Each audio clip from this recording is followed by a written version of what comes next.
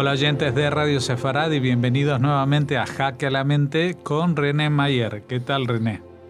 Caliente, caliente. Caliente por el clima. Sí. No por la... Y el tema que vamos a tocar también. hoy es caliente. Pero es que llama la atención porque me has dicho, estos son los hipermodernos. Sí, es la escuela hipermoderno que yo he visto a veces expresada como supermoderno en algunos libros y no es así.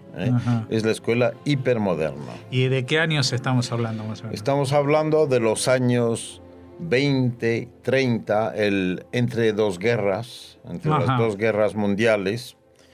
Y es un movimiento que surge, una escuela que surge con componentes ya 100% judíos, los que contribuyeron a la creación de la escuela hipermoderna. O sea, esta es una corriente de la cual hay varios representantes, ¿no? Sí, es un nombre que se da a jugadores y teóricos de los años 20, y entre ellos hay 5 que descuellan.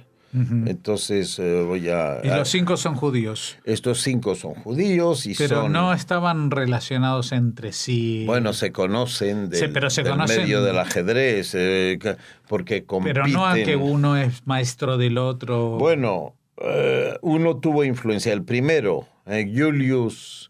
Giulia, que era húngaro, Breyer, austrohúngaro, influyó mucho sobre los demás, porque era el de los primeros. Ajá. Es decir, vamos a ver, había Julia Breyer, húngaro, había Ernst Grünfeld, que era austríaco, después teníamos Aron Nimzowitsch, que era Dinamarca de danés, pero por nacionalización, pero nació en Lituania, en Riga.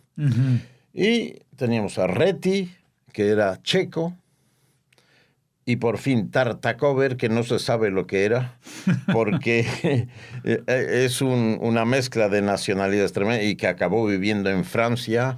Pero lo que podemos decir es que es Centro Europa, ¿no? Sí, es un movimiento de judíos centroeuropeos que revolucionan la idea clásica del ajedrez tal como la concebía Tarrasch. Ataques a Tarrasch. Entonces, estos hombres reaccionan contra la escuela clásica y la consideran dogmática y rutinaria. Piensan cosas un poco extremas también. Por ejemplo, piensan que la jugada, para los que saben jugar al ajedrez, que la jugada 1 E4, o sea, peón 4 rey, sí, que ha sido siempre una de las aperturas más utilizadas, pensaban que esta era mala ya. O sea, revisaban todo. Sí, es decir, eran muy críticos y decían que no es bueno. Breyer dijo, tras 1, peón 4 rey o E4, las blancas ya están a punto de superar los últimos dolores, lo cual es una exageración obvia porque no es así. Ellos avanzaban ideas muy revolucionarias para la época. Vamos a ver lo que ellos se inclinaban por aperturas semiabiertas. En ajedrez hay aperturas abiertas, de las cuales peón 4 rey es un juego abierto ya, con gambito rey, si se sacrifica un peón. El juego es abierto. Era el juego de los románticos del siglo XIX. Y después hay las aperturas cerradas, peón dama, etc.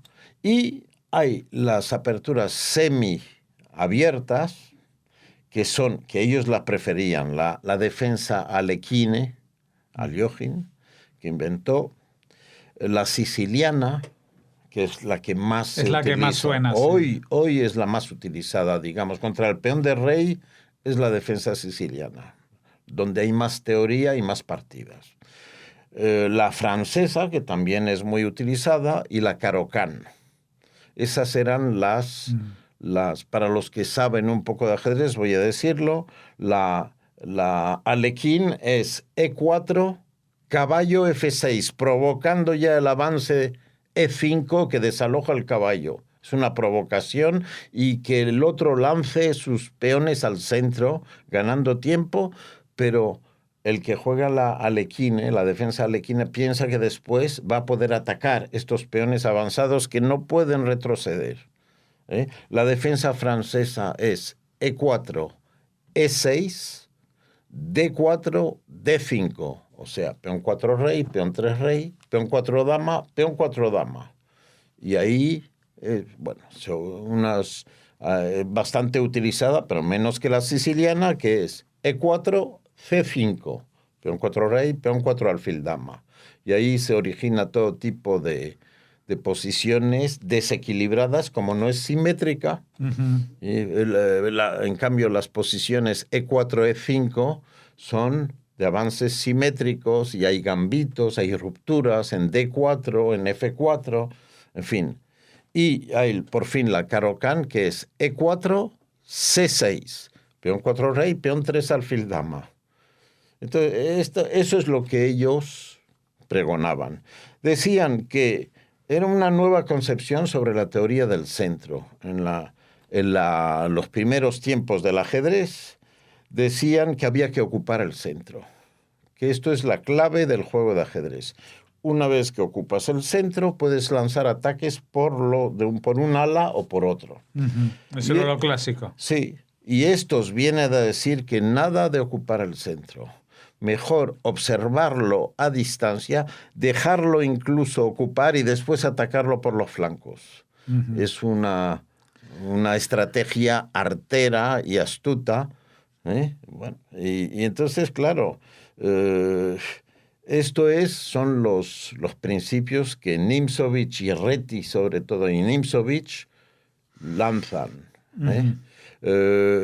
Tartakover es también importante, pero los dos teóricos fuertes son Nimzowitsch y Reti, de la escuela hipermoderna.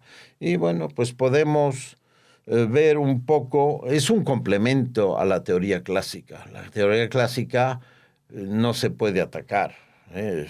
Ocupar el centro no ha sido nunca malo en ajedrez. Pero ellos son rompedores. Exploran otras maneras. Es otra faceta de ver, otra manera de abordar el ajedrez y otra estrategia que es mucho más sutil. Hay una pregunta nada más, no sé si tiene mucha importancia por el llamarse hipermodernos, quiere decir que antes que ellos hubo alguien a los que llamaron modernos. No hay, bueno... O directamente pasaron de los clásicos a los hipermodernos. No, bueno, hemos visto que hubo... Capablanca ya es moderno, con Lasker es moderno, ya es una evolución. Lo clásico es lo de Tarrasch y Steinitz y tal. Y Lasker ya es mucho más moderno porque en realidad ya es la psicología, Capablanca es la técnica, Alyoshin es la imaginación, el arte, y son conceptos que marcan una evolución. Y así como me has definido con una palabra a cada uno de estos personajes, ¿hay alguna palabra que pueda definir a los hipermodernos en general? Rupturistas, sí, son gente que viene a demostrar que todas las teorías que estaban de moda en ajedrez, pues que no se podía complementar con otra visión igual de efectiva. Y, de hecho, Julia Breyer, que vamos a ver ahora, vamos a ver los menos importantes hoy, y ya los dos más importantes, si hay tiempo, la próxima vez. Bueno, Julia Breyer, un húngaro que nace en Budapest en 1893, y muere muy temprano. Por eso se puede decir es importante, pero no se sabe hasta dónde hubiera llegado. Muere a los 27 años. ¡Ay, qué joven! Claro. Sí, de un ataque cardíaco. El hecho que recordemos a alguien con 27 años... Sí, pero era dentro de estos 27 años de vida, pues era amigo de Reti, campeón de Hungría, que era un país fortísimo, a los 18 años. Venció en Budapest en 1917, es decir, con con 24 años, y sobre todo su máxima victoria fue en Berlín en 1920, delante de Tarrasch y de Reti, que eran los grandes dominadores de la época. Entonces, este hombre, que también batió el récord, se le conoce por haber batido el récord de simultáneas a ciegas, jugó en 1920, creo, jugó 25 partidas a las ciegas. Eso es algo que a mí no me entra en la cabeza. ¿Cómo se puede hacer? Y ganó 15, perdió 3 e hizo 7 tablas. Un hombre que tenía mucho talento para el ajedrez. Es muy radical, muy violento, precursor de las ideas hipermodernas. Es el que realmente lanza el movimiento, pero claro, desaparece a los 27 años. Una cosa, un elemento que distingue a los hipermodernos es que utilizan mucho los fianchetos. ¿Qué es eso? Para los que no sepan, conozcan los términos ajedrecísticos, el fiancheto es la casita triangular de peones que se construye en el ala de dama o en el ala de rey, y donde un alfil se mete. Es decir, hay 3 peones en triángulo y el alfil se mete en la casilla despejada por un avance del peón. Forma como, eso se llama fianchetto, palabra italiana. Uh-huh. Y esto, claro, es lo idóneo para atacar el centro desde los flancos. ¿Vale? Entonces, la estructura sería para negras, por ejemplo, H7, G6, F7, que es el triángulo de peones, y el alfil en G7. Como el peón ha avanzado de G7 a G6, el alfil ocupa la casilla negra G7. Y eso es lo que se llama un fianchetto. Puede ser del lado de dama o del lado de rey. Bueno, esto es en cuanto a Breyer. Después tenemos uno que no es tan importante, pero tuvo su importancia, es Ernst Grünfeld, Franz. Gran maestro austríaco, aunque solamente le dieron el título de gran maestro en 1950 y había nacido en 1893, o sea, a los 57 años. Murió en 1962 y este es considerado uno de los 10 mejores jugadores de la época de entreguerras. Entonces, gran maestro austríaco, es Escorpio. Y ¿eso qué quiere decir? Yo te voy a decir lo que significa. He hecho un estudio hace años y me he dado cuenta, analizando los signos astrológicos de los jugadores, de los grandes campeones, que digamos, los jugadores que más descollan en ajedrez son los signos de agua, guiados por la intuición y la imaginación. Y los que menos, los más, digamos, menos favorecidos son los de tierra, que son demasiado terrenales, como Tauro, Capricornio. Hay pocos jugadores fuertes que sean Capricornio. En cambio, hay muchísimos que son Scorpio, Piscis. Hay muchísimos. O Cáncer. Son muy sensibles y muy intuitivos. Y la intuición, y también hay muchos de fuego. Kasparov era Aries, el ataque. En fin, ahí se ve que era Escorpio, Grünfeld, y quién más era Tartakover era Piscis, también de agua. Ahí esto yo creo que tiene importancia en el... Muy bien. Bueno, total, que Grünfeld, considerado uno de los mejores, campeón de Alemania en 1923, ya. Perdió una pierna, se sabe, en su juventud y creció en la pobreza. Pero bueno, después se metió entró en el mundo del ajedrez y fue vencedor en Viena con Tartakover en 1920, es decir, cuando tenía 27 años. En Frankfurt y en Margate, 1923, una serie de éxitos. En Merano, delante de Rubinstein y Spielmann, que eran de los mejores. Ganó en Merano en 1924, en Italia. En Budapest, en 1926, esto fue su mejor época. Delante de Reti, Tartakover. En Viena ganó varias veces en 27, en 1928, en 1933. Y fue el primer tablero de Austria en las 4 Olimpiadas que se desarrollaron de 1927 a 1935. Lo que ignoro es qué hizo durante la guerra, siendo judío y austríaco. No lo tengo claro, no me consta, debió emigrar o esconderse. No lo sé. Es un gran teórico de las aperturas, importantísima para las aperturas. Era un estudioso experto. Hay una defensa suya que lleva el nombre de defensa Grünfeld, que es muy practicada hoy en día, también con fianchetto, y se caracteriza por un lance D5, habiendo fianchetado, jugar D5, peón 4 dama. Es, para los que entiendan un poco de ajedrez, esto es lo que caracteriza la defensa Grünfeld, que se utiliza mucho en India. Tenía su estilo era una mezcla de hipermoderno, uso de fianchettos, y de estilo posicional, que se basaba en el estilo de Rubinstein y demás. Fue muy importante.